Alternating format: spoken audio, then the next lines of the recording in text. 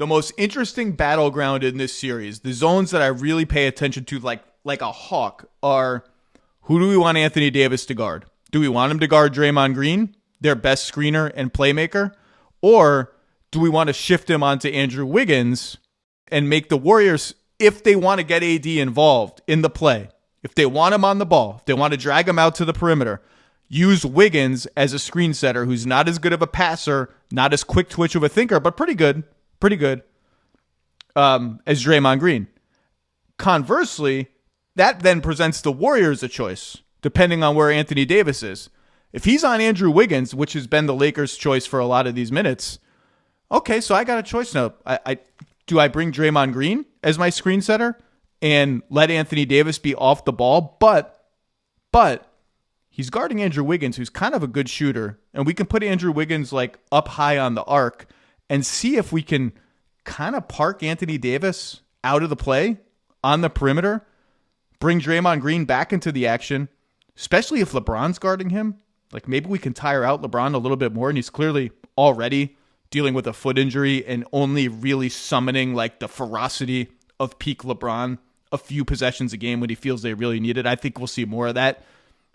Do we do that? Or do we just want Anthony Davis in the play regardless, and do we want him at the level of the screen regardless? Do we want him on the ball regardless, and just to get him away from the rim and get them in rotation? And the Warriors, for the most part, in Game 5 chose, we want Anthony Davis on the ball.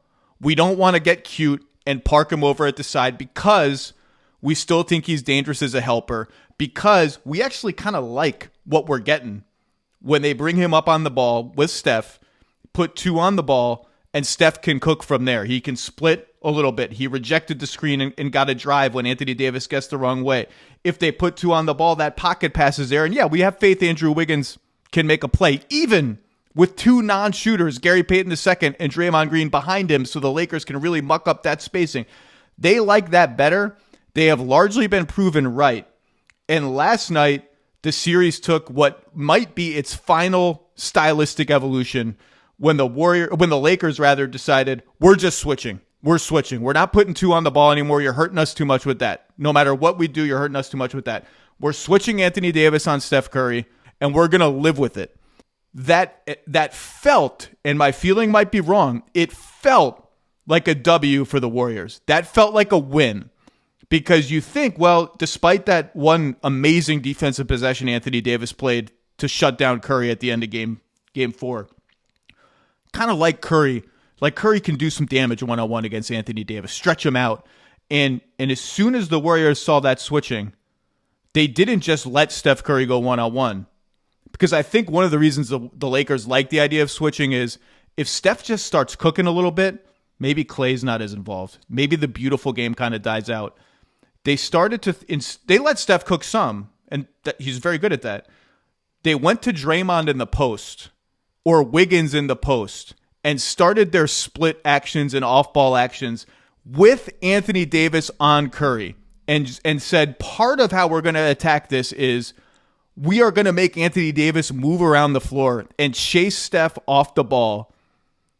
And if you want to start switching all that stuff, well, then that's good for us. We know how to move around. There will be little gaps we can exploit. And if Draymond somehow gets a switch, they've gone super old school and posted up Draymond Green a few times. And Draymond is always, I interviewed him about this like 8 years ago. You put a guard on me, I can take him to the block and score. And we haven't seen any of that for years and years. And he's drawn fouls and made his free throws. But the numbers, Mr. Beck, say that so far switching has been better for the Lakers than the other strategy of putting two on the ball, and I'll get into the numbers later. So even though it felt like a W for Golden State, they haven't quite wrung as much out of it as they were wringing out of two on the ball. I just can't wait to see how this evolves